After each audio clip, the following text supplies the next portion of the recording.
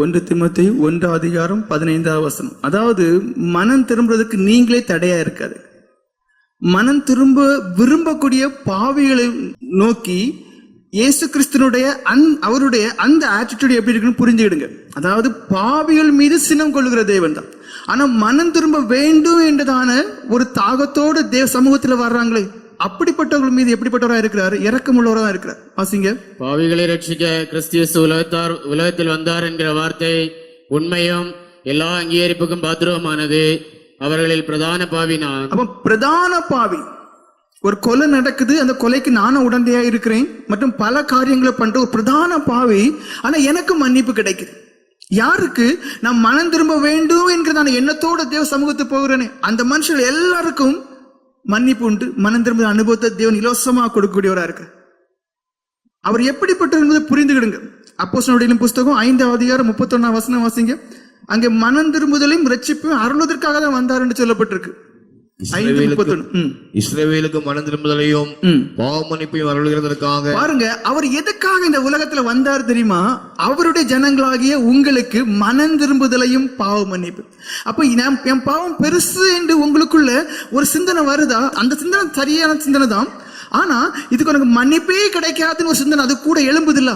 அதை கடிந்து கொள்ள தெரியணும். அப்பாலே போன் கடிந்து கொள்ள தெரியணும். பிசாச எதிர்த்து நில்லுங்க இருக்கு. பிசாசுக்கு இடம் கொடாதீர்கள். அவன் உள்ள இருந்து சிந்தனையின் மூலம் உங்களை தாக்குவான். நேரடியா வர மாட்டான். ஒரு கருத்தை உட போட்டுட்டு 2 கொம்பு வச்சுட்டு ஈனி பல்லையும் காட்டு வர போறது கிடையாது. ஆனா சிந்தனையாட்டு உங்களுக்குள்ள இருந்து உங்களை நெருக்குவான். அந்த சிந்தனை வெளிப்பட முடியாமலே அநேக தவிக்கிறக்கூடியவங்க உண்டு.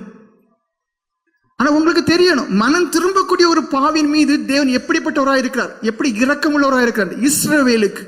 அப்ப மனம் திரும்பணும்னு சொல்லி விரும்புறீங்களே, உங்களுக்கு அவர் மனம் திரும்புதலையும் பாவ மன்னிப்பையும் அருள்வதற்காகத்தான் இந்த உலகத்துல வந்தார். லூக்கா எழுதின சுவிசேஷம் 7:43 வாசிங்க. அங்க அதிக பாவம் செய்த ஒரு மனுஷனையே தேவன் மன்னித்தாராம். எதுக்கு மன்னித்தார் தெரியுமா? அந்த மனுஷன் நாள் முழுவதும் காலம் முழுவதும் நன்றி உணர்வுள்ளவனா இருப்பான். இங்க வாசிங்க. சீமோன் பிரதியுத்தரமாக, எவனுக்கு அதிகமாக மன்னித்து விட்டானோ அவனே அதிக அன்பா இருப்பான் என்று நினைக்கிறேன் என்றார். அப்ப இது எது சொல்லுது? தேவன் எவ்வளவு பெரிய பாவியும் மன்னிக்க கூடியவரா இருக்கிறார். அவர் இரக்கம் உள்ள தேவன். அவர் இரக்கம் உள்ள தேவன்.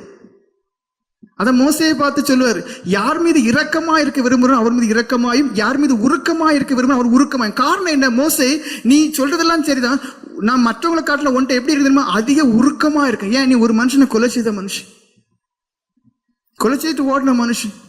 ஆனா உன் மேல என்னுடைய அன்பு எப்படி இருக்கு தெரியுமா? அதிகமா இருக்கு. மற்றவங்க மேல உருக்கமா இறக்கமா இருந்தாலும் உன் மேல உருக்கமா இருக்கு. புரிஞ்சுக்கிடணும். சாத்தான் சொல்லுவான், இல்ல உன் பாவம் மன்னிக்க கூடாது, சீப்போ கடிந்து கொள்ள தெரியும். அதாவது எனக்கு மன்னிப்பு கிடைக்கும், நான் மனம் திரும்பி தேவனுக்கு பிரியமா வாழ முடியும், அவருக்கு பிரியமா வாழ முடியுங்கிற காரியத்துக்கு மாறாக உங்களுக்குள்ள ஏதேனும் சிந்தனை வந்தா இந்த வசனங்களை ஞாபகப்படுத்திக்கிடுங்க.